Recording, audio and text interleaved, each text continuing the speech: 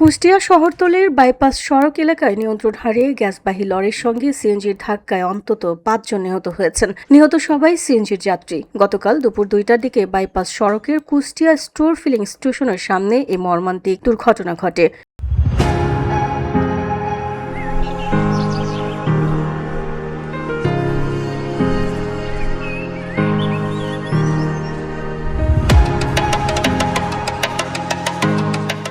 নিহতরা হলেন কুষ্টিয়া সদর উপজেলার খাজানগর এলাকার মৃত সিরাজুল ইসলামের দুই স্ত্রী আমেনা খাতুন ও কমলা খাতুন। আমেনা খাতুনের মেয়ের জামাই সিএনজি চালক জাকারিয়া, একই এলাকার আশরাফুল তার স্ত্রী শিরিনা। সিএনজি চালক জাকারিয়ার বাড়ি রাজশাহীর বাঘা উপজেলার চক রাজাপুর এলাকায়। পুলিশ ও নিহতদের স্বজনরা জানিয়েছেন, মাসখানেক আগে জামাই জাকারিয়ার গ্রামের বাড়ি রাজশাহীর বাঘা উপজেলার চক রাজাপুর এলাকায় বেড়াতে যান তার দুই শাশুড়ি আমেনা খাতুন ও কমলা খাতুন।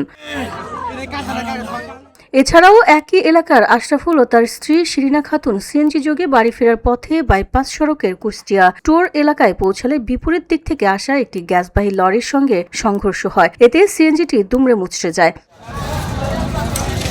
ঘটনাস্থলে আমেনা, কমলা ও জাকারিয়া নিহত হন। হাসপাতালে নেওয়ার পথে মারা যান আশরাফুল ও তার স্ত্রী শিরিনাও। এই ঘটনায় গ্যাসবাহী লরিটি জব্দ করা গেলেও পালিয়েছে চালক। নিহতদের মরদেহ কুষ্টিয়া জেনারেল হাসপাতালের মর্গে রাখা হয়েছে। ঘটনার পর থেকে স্বজনদের আহাজারিতে হাসপাতাল এলাকায় শোকের ছায়া নেমে এসেছে।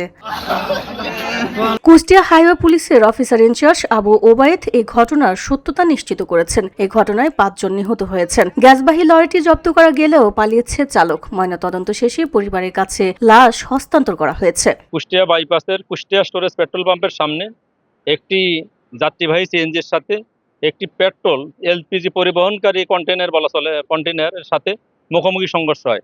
মুখোমুখি সংঘর্ষে ঘটনাস্থলে সিএনজির ৩ জন যাত্রী মারা যায় এবং হাসপাতালে আনার পরে ২ জন মারা যায়।